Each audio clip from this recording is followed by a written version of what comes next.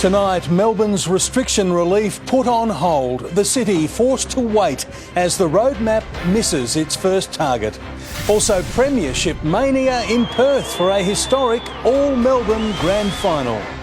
Police force anti-lockdown protesters out of the city and into the suburbs. A construction worker's desperate message after a COVID mistake almost proved deadly.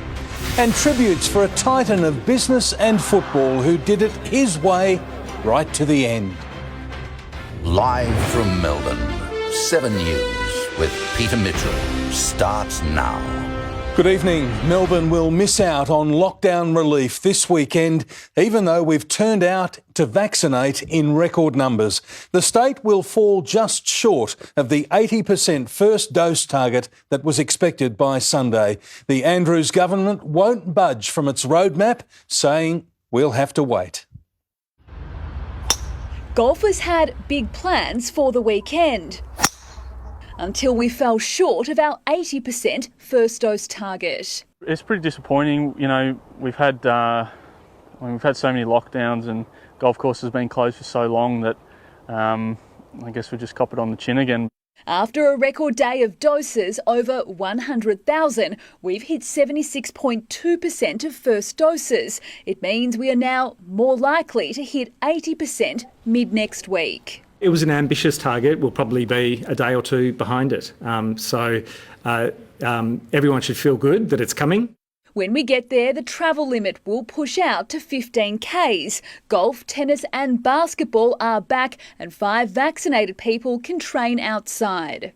Let's all redouble our efforts over this weekend to make sure that we get to that measure as soon as we possibly can.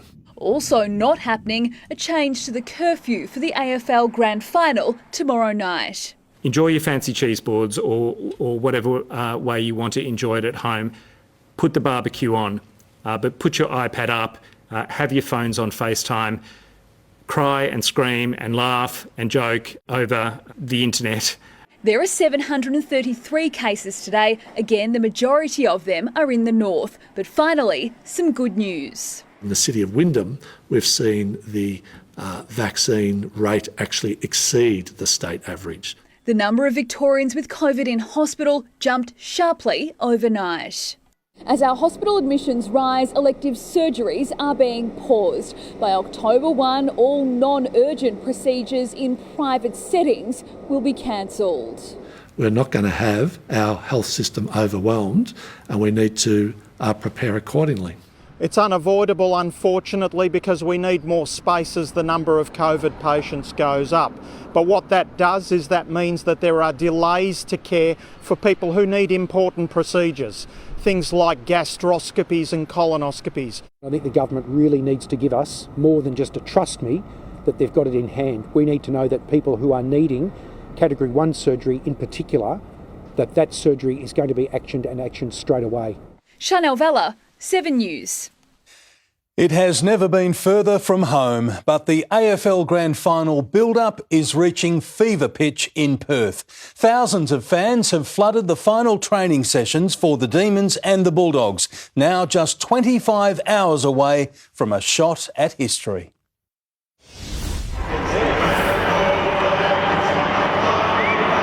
Footy paradise, more than 3,000 kilometres from Melbourne. Up to 20,000 fans flooded Perth's Optus Stadium for the Grand Final Eve training sessions. I was stoked. I can't stop shaking. This is amazing. If it's like this, it's going to be 100% better tomorrow. Can't believe that we're going to watch Melbourne in a grand final. It's a big footy state and we probably didn't realise how big it is until we're over here. The Demons have sold a year's worth of club merchandise in 48 hours. Captain Max dreaming of breaking Melbourne's 57-year premiership drought. The drought's one thing, but I'm more realistic about what's actually happening probably in Melbourne now, and being in lockdown. We were able to get out of Melbourne at a pretty grim time for the city, and both teams have been able to come over here in sunny Perth and be able to live our dreams to be able to play in a grand final. The Dogs have been on a journey longer than Bailey Smith's mullet.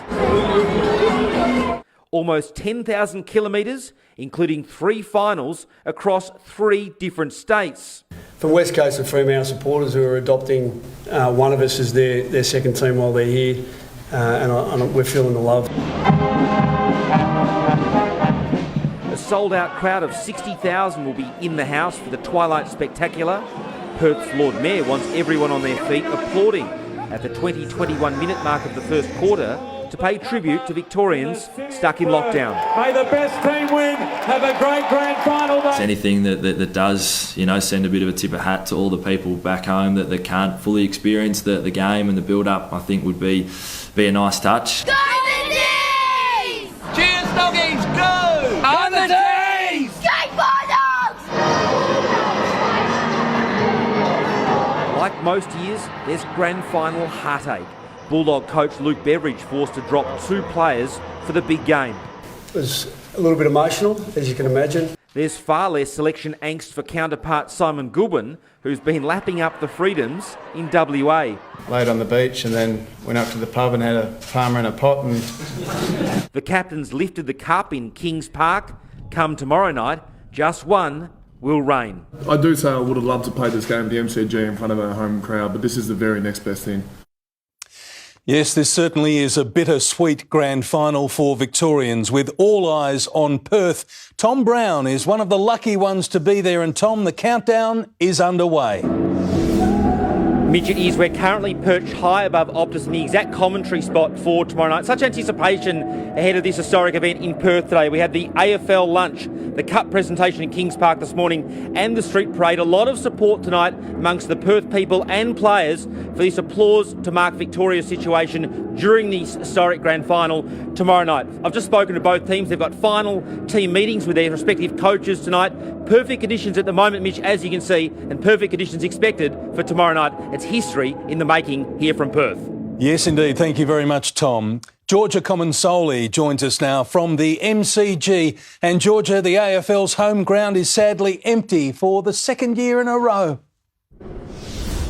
Mitch, typically the night before the grand final, there are thousands lining up here at the MCG. These shots coming in live from our news helicopter show an oval not marked as we're used to seeing on grand final eve, and the biggest stadium in the country desolate. But in true Victorian spirit, fans are getting ready to watch the grand final locked down at home. The first time 2 Melbourne teams have met in the grand final for 11 years, and fans are more than 3,500 kilometres away. Go D's! Go Doggies! The Parkinson family split down the middle. Brad, an official Melbourne cheer squad member, daughter Emily and son Oliver along for the ride.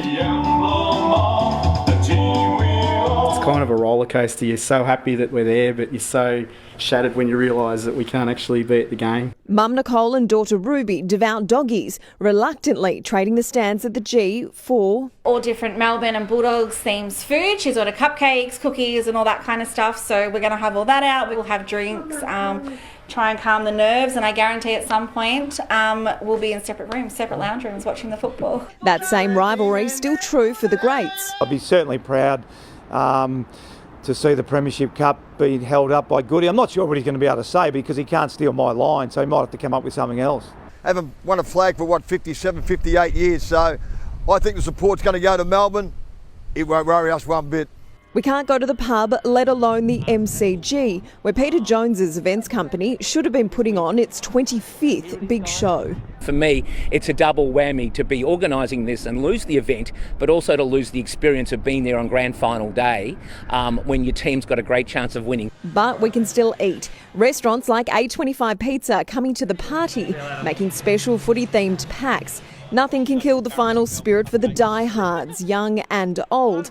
11-year-old Max beside himself. He can't see his idol in person to get this year's annual height chart photo. Height is definitely not a similarity. I would do anything to get there. While Yvonne Jenner's hoping she wakes up on her birthday this Sunday, an extra happy 105-year-old. Team of the red and the blue. Georgia Comensoli, 7 News. We'll have more on the grand final a little later. The Moderna vaccine is being rolled out at state-run vaccination sites, targeting areas of concern like Melbourne's southeast. One construction worker is sharing his battle with coronavirus to convince other tradies to get the jab. Construction worker Nathan Chellier thought he could wait to get vaccinated until he ended up on life support with COVID-19. I made a terrible mistake. One stage I thought I was going to die. The Hoppers Crossing father of two is pleading with his colleagues to get the jab to protect themselves and their families. Meanwhile, I find out my kids are sick as well, and it's broke my heart, and I felt really guilty that I didn't have the injection. Dandenong residents are the first to receive Moderna through the state-run clinics. Take a deep breath. So what's really good about the Moderna vaccine coming to us is it allows us to do a lot more vaccinations and reach that 80% target a lot quicker.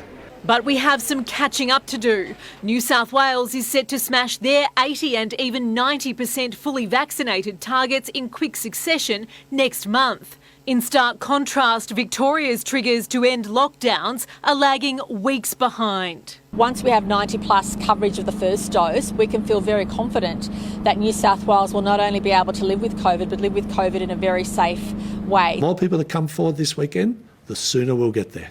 Concerns over a Pfizer supply shortage have been alleviated ahead of a critical month in our vaccine rollout. Late today, confirmation Australia will receive its expected allocation of 9 million doses in October. Jade Vincent, 7 News. Heavily armed police have forced anti-lockdown protesters from the city to the suburbs, making more than 200 arrests. But they're vowing to return tomorrow as health authorities brace for a potential super-spreading event. A public holiday in the park turns into a battleground.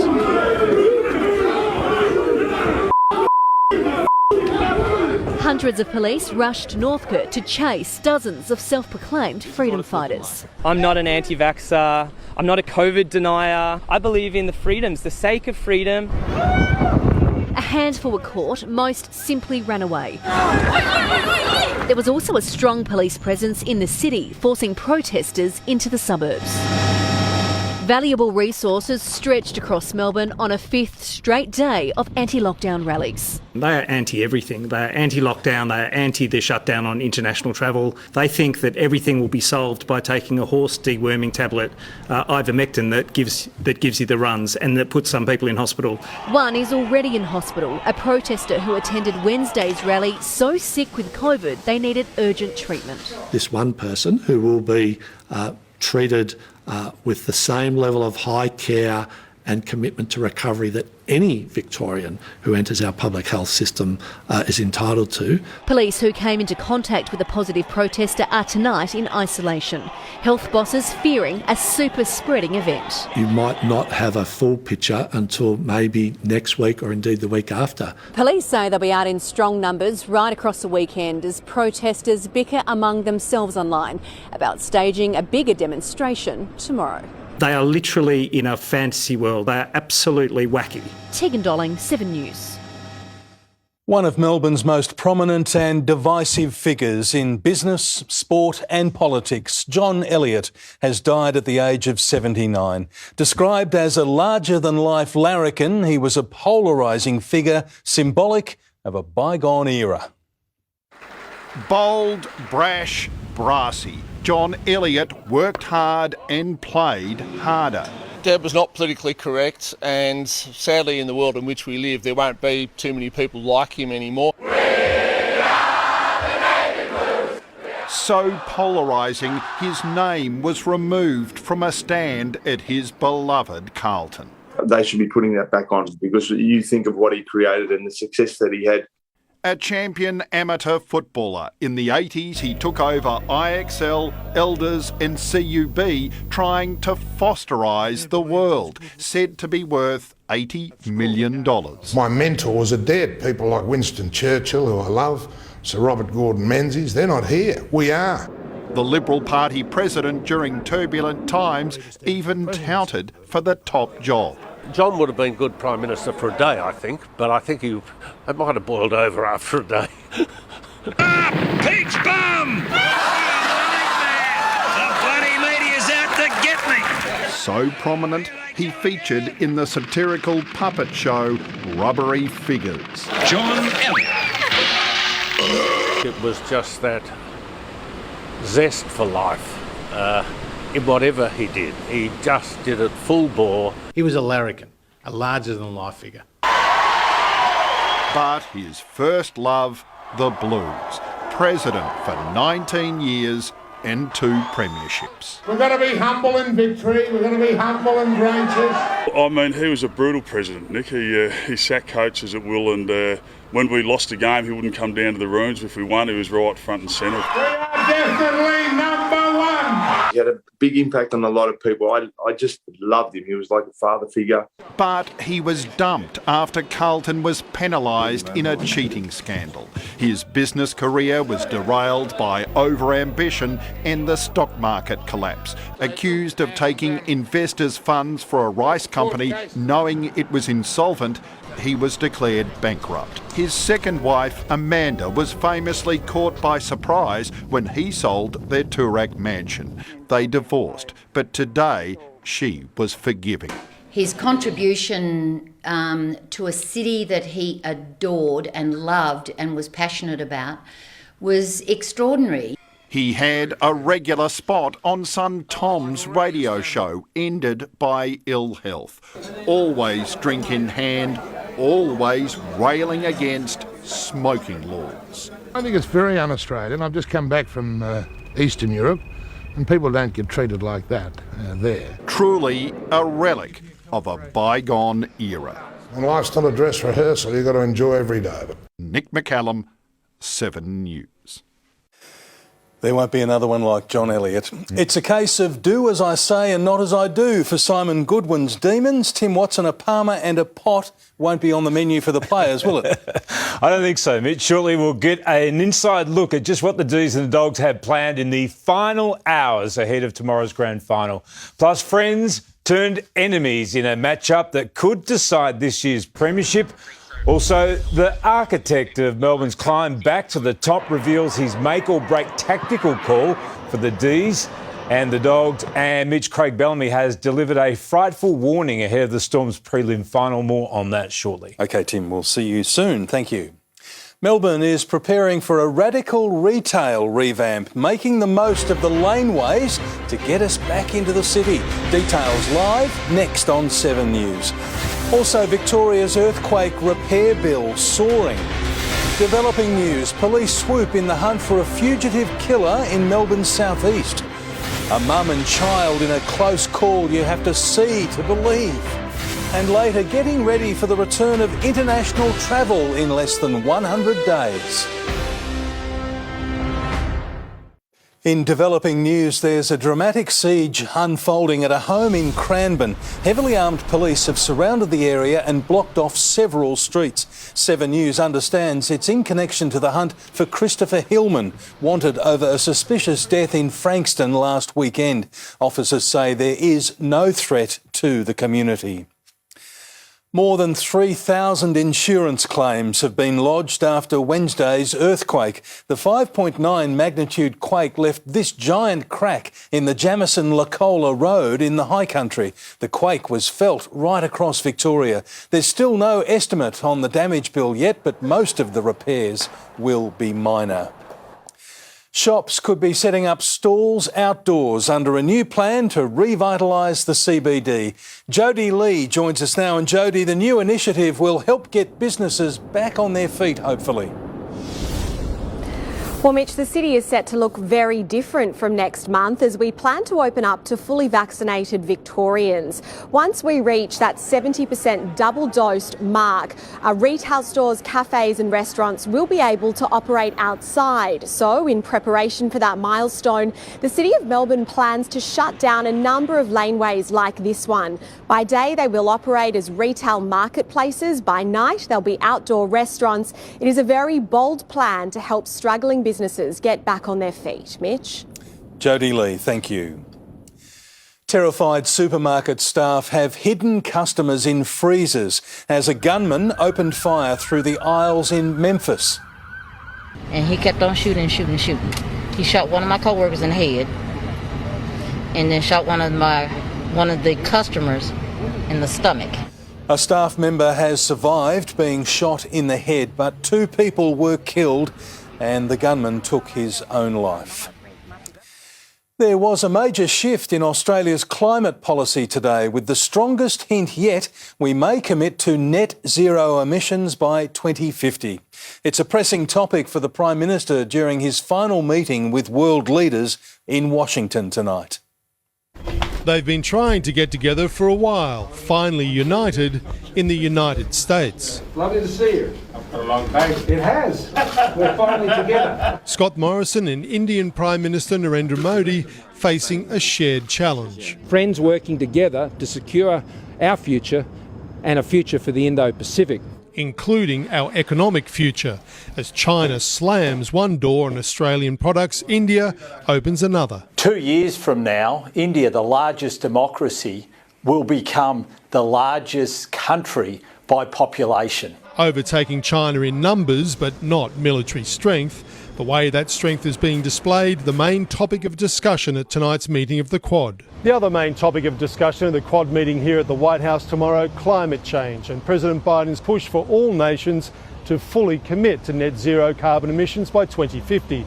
Something Treasurer Josh Frydenberg suggested today the government would do in a carefully timed speech. We're making good progress on our internal discussions. His speech warning the financial penalties of not committing will be heavy, and government, businesses and mortgage holders will pay. We cannot run the risks that markets falsely assume that we are not transitioning. Scott Morrison acknowledging Australia will need to transition to a cleaner future. It's Australia's ambition to move to achieve net zero as soon as possible, and preferably by 2050. Scott Morrison's hinted he believes a coalition deal on net zero will be sealed before the Glasgow Climate Summit in November, but not quite yet. If Australia had made such a decision, I would have announced it. In Washington, Mark Riley, 7 News.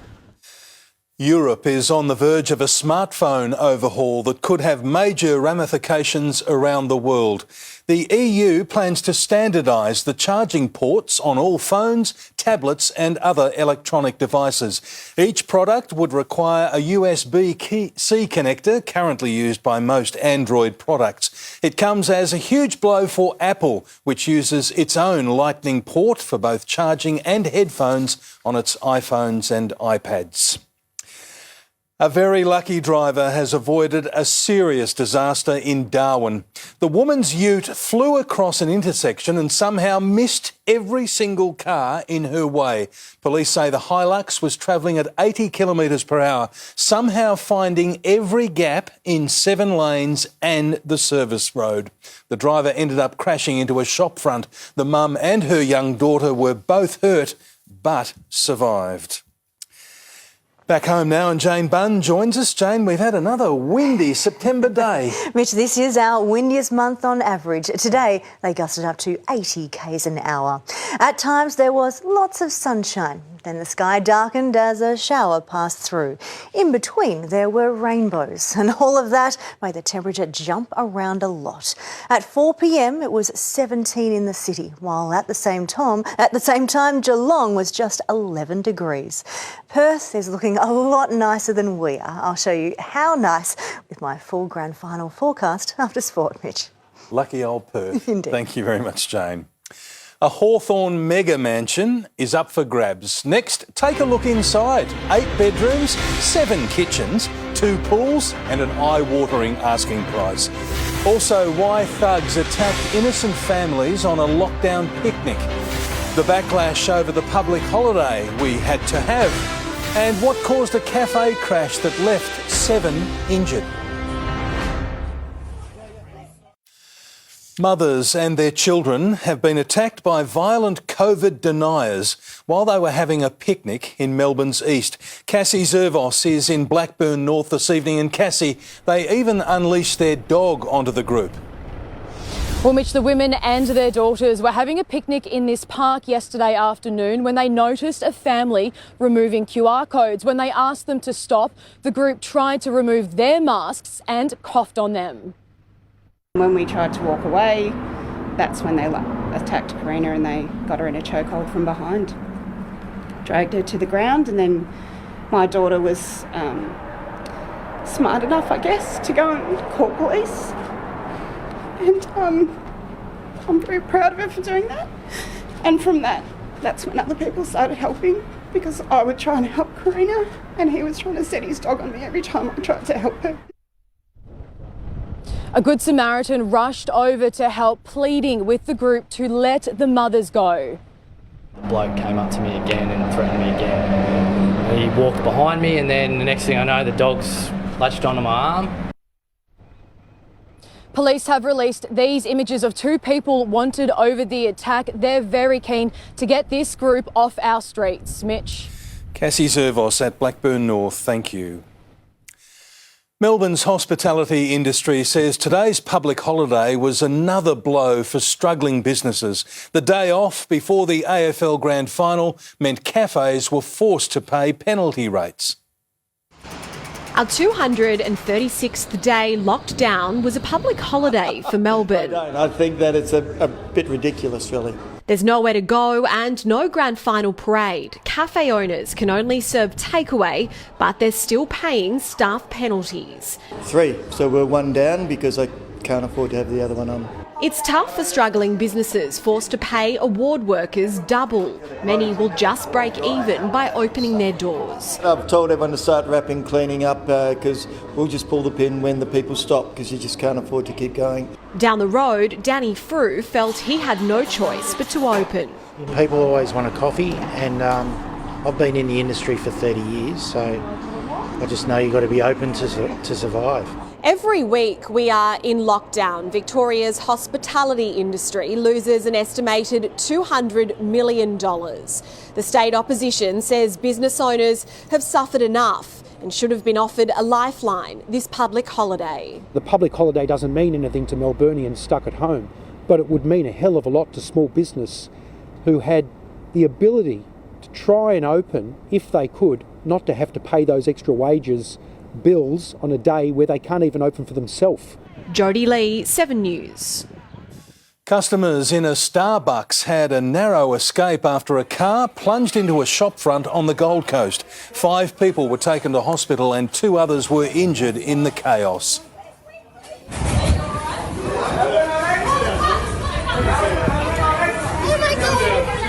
It's believed the elderly driver hit the accelerator instead of the brake.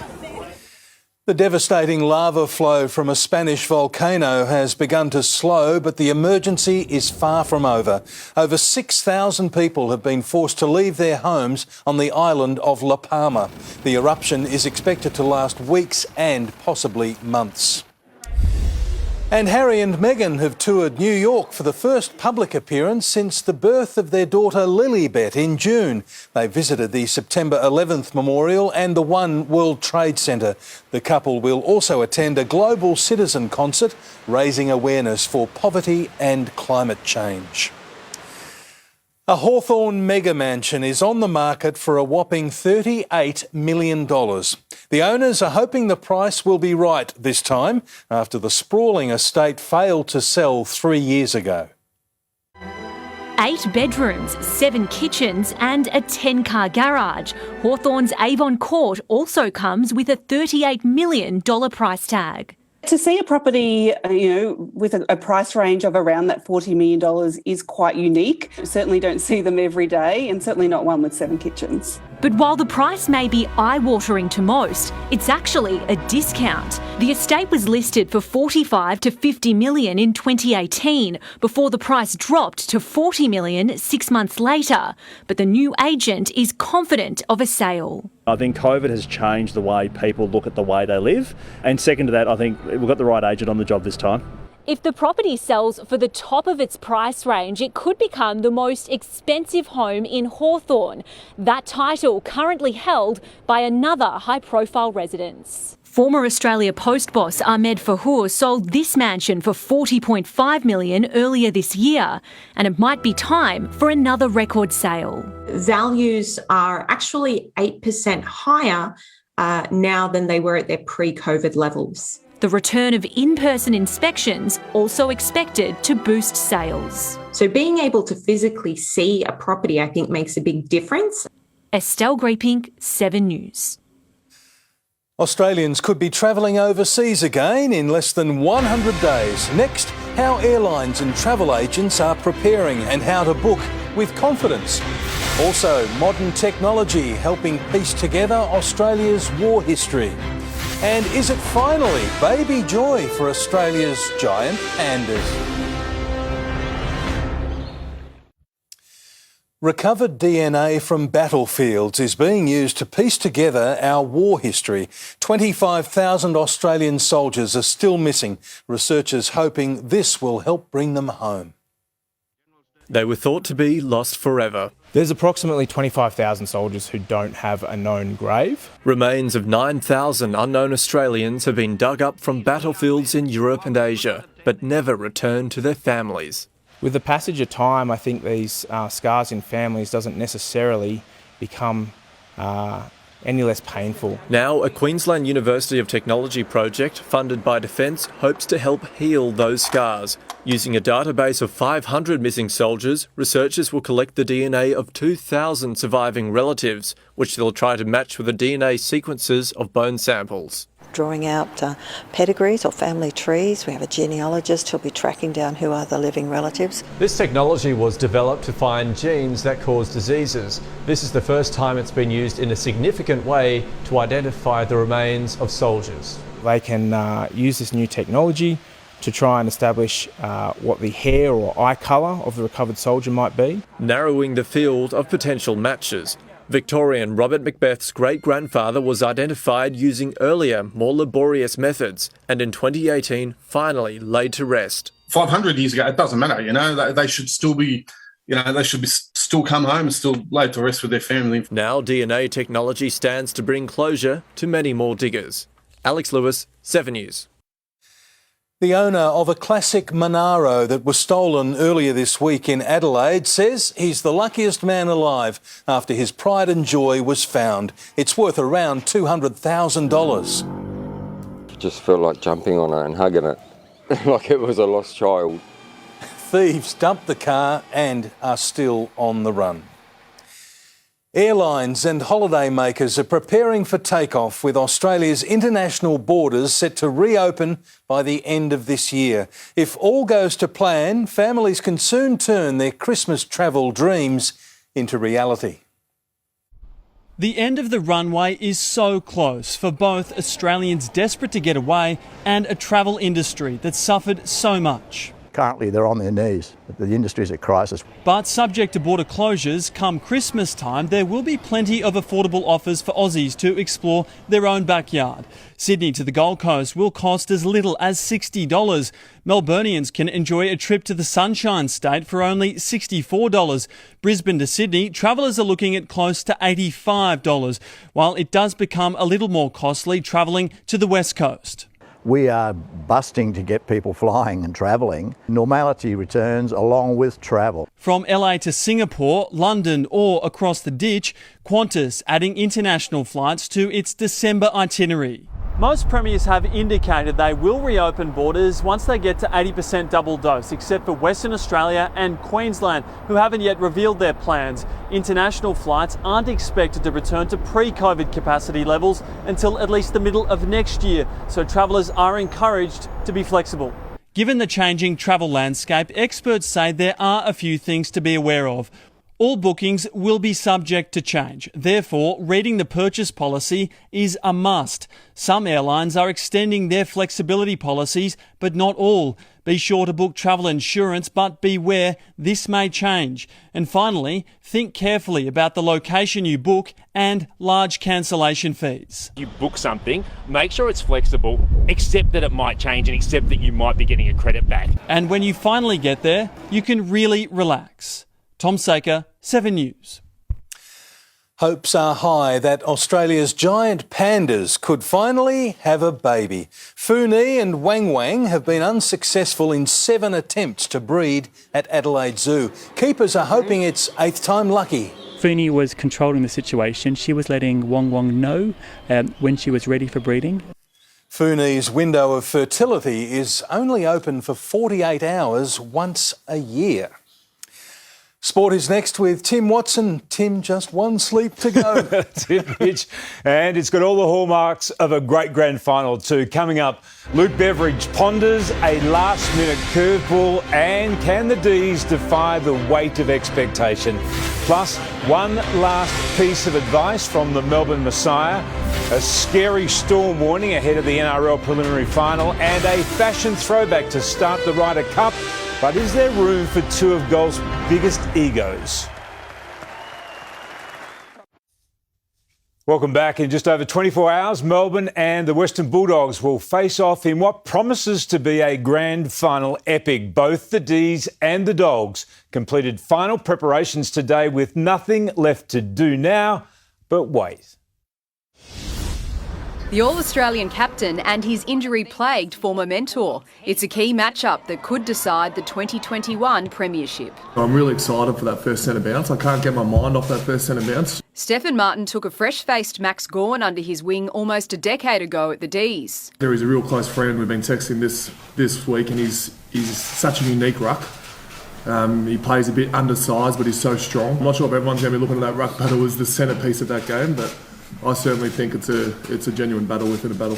Josh Shackey has gone from unfulfilled potential to a potential headline act. Probably for the first time in his career, he's getting some love and he's the centre of attention around the influence he's having on the field. He becomes that utility that we haven't had.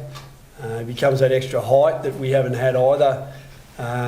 If he plays forward against the Demons. Alex Keith's return is a defensive boost, but a choice had to be made, and Zane Cordy was the man over Ryan Gardner. We made the decision based off more last week and what Zane's been able to put together for a large part of the year.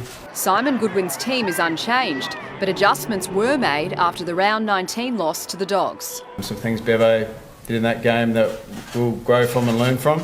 And we actually made some changes post that. Goal kicking practice a feature of the D's final training session today, while the Dogs know they've got their work cut out in the middle. It's obviously going to shape, I guess, some part of the game. It's an exciting prospect to be a part of. We'll have some plans. We'll be ready. Game on. Laura Spurway, 7 News. Game on indeed, and returning to Tom Brown inside Optus Stadium. Tom, you've managed to get your hands on the biggest prize of all. Tim, this isn't a replica, it's the real thing, the hallowed Premiership Cup, which most footy fans would argue is the most hallowed, prize in Australian sport. It weighs 5.5 kilos, is handmade, and takes 90 hours to make. Only one team will be drinking from this here at Optus Stadium tomorrow night post-game. Tim, this afternoon, I spoke to the architect of much of the Demons' modern success, Paul Roos. Prior to Roos' appointment, they'd had 7 coaches in 7 years, including Roos. His selfless attitude when he took over vital and was become a highly successful and unique handover. It's hardly been done in football. Paul Roos didn't take on Melbourne to coach a flag. He accepted the role to set one up. The reason I went there is because I thought I could do a job. I thought I could help resurrect the Melbourne Footy Club. And within that time frame, we were never going to win a premiership, but I was certainly hopeful that setting the platform. Roos helped handpick Simon Goodwin. Handovers famously fail. Melbourne's an exception. A premiership would cap it off. I'd be certainly proud to see the Premiership Cup being held up by Goody. I'm not sure what he's going to be able to say because he can't steal my lines. Then Demons president Glenn Bartlett revealing he had reservations. What if you really like it and we're on the verge of the finals or playing finals and you can see light at the end of the tunnel? He said, no, I'll do it for 3 years maximum. I'll be more proud sitting in the stands. I'll be happy to sit in the stands and watch the next bloke hold up the Premiership Cup. Roosie's not a good spectator. I think once you're a coach, you always sort of think like a coach. Explaining harms could tag Bontempelli or McRae. The Premiership coach also telling 7 News what he'd tell players in tonight's team meeting. I think mainly is just trying to settle them down and mainly just trying to say you don't have to do anything more than what you've been doing. Just continue to be selfless, continue to play your role, and you're going to have to do it for 120 minutes. In Perth, Tom Brown, 7 News. Melbourne Storm have timed their run perfectly, according to coach Craig Bellamy. The premiership favourites have a full list to choose from for tomorrow's prelim final against the Panthers. I don't think we've done that all year, to be quite honest. The 17 that we'll trot out tomorrow will basically be our strongest side. So, it's worked out pretty well.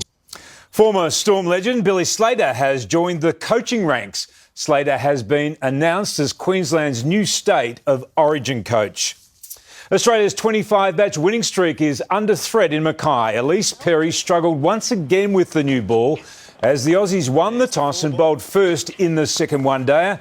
Talia McGrath helped rein in a sizable Indian total. Good example, just in towards the... Lofted out on the onside, gone! Australia needs 275 runs for victory from their 50 overs, and Team USA made a fashion statement with tweed jackets at the Ryder Cup opening ceremony. There's no love lost, though, between US teammates Bryson DeChambeau and Brooks Koepka. We're on the same team together. We've had dinner almost every night as a team. Everyone as a team is interacting, everybody participating in conversations, doing everything we need to do. The action gets underway with the foursomes format tomorrow morning. I don't think they're rooming together, Mitch. And are you still worried about the D's and their lack of grand final experience? Look, all I can tell you, Tim, is my team's not in it, but I'm as nervous as a long-tailed cat in a room full of rocking chairs. We'll get you a tip tomorrow night. Thank you very much. Jane is next with the forecast. Jane, how does grand final day look? Well, Mitch, for us, it's cold and showery, while Perth is 12 degrees warmer. I'll have the full details next.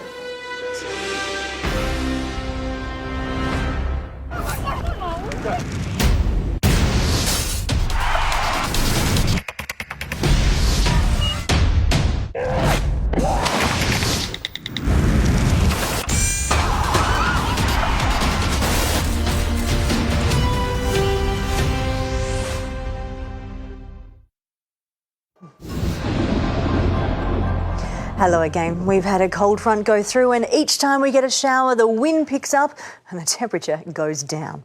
The dry breaks in between showers were good for a run. Our peak was 18.8 in the city, but in a shower late morning it dropped to 14, while some suburbs were barely over 10 while it was raining. That wind also has some bite. In northwestern suburbs it feels like only 4 degrees now.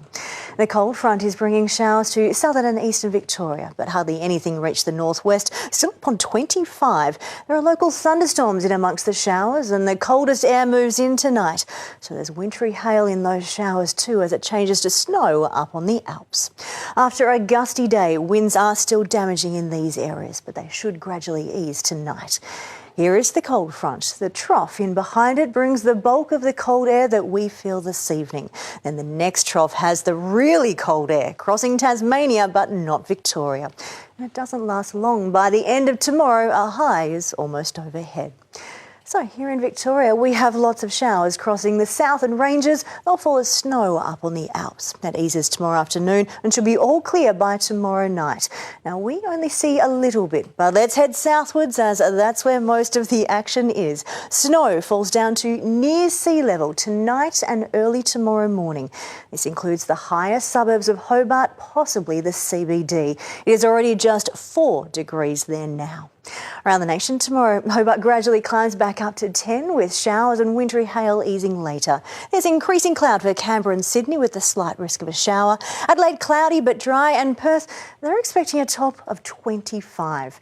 It should be generally sunny for the game, still up on 24 at first bounce, 21 at half time. There's a bit of cloud to finish, but it stays dry. Winds are light, there's hardly any dew. It's perfect conditions for footy. To Victoria, widespread showers on and south of the ranges with wintry hail in there too. It all eases during the afternoon. Cooler throughout and generally cloudy. It's quite cold in the south. Closer in, we'll have a mostly cloudy Saturday. Showers passing through. They're mainly in the east where that blue is, and mainly in the morning. But rug up across town if you head out, as it is cold. The city only peaks at 13. Showers ease to a mostly dry afternoon, but it's grey and chilly. To the 8-day outlook, Sunday is all dry. We'll have areas of cloud clearing for a sunny afternoon. That should make 16 feel quite nice as the winds are light. We're up to 20 on Monday, bright sunshine, 23 on Tuesday, increasing humidity, sunshine for much of the day, cloud builds later. That is ahead of a low pressure system. It is moving very slowly. It should take about 4 days to cross Victoria. This has a big feed of moisture and we are expecting a lot of rain in parts of the state. That could include Melbourne. It's humid next week. So we're only 13 tomorrow. Lots of showers in the morning. They'll ease in the afternoon, and we're all dry at night, but only 13 for us tomorrow, 25 in Perth. Not fair. Many of our viewers watching tonight would give anything to be in Perth tomorrow I think night. so. And that just is the icing on the cake, I think. It's going to be a ripping day over there. Yeah, I'm going for Melbourne. OK, thanks very much, Jane. Go D's. And that's the way it is this Friday, the 24th of September. Thanks for your company. Join us for 7 News tomorrow at the special time of 5:45 before the grand final. For now, good night.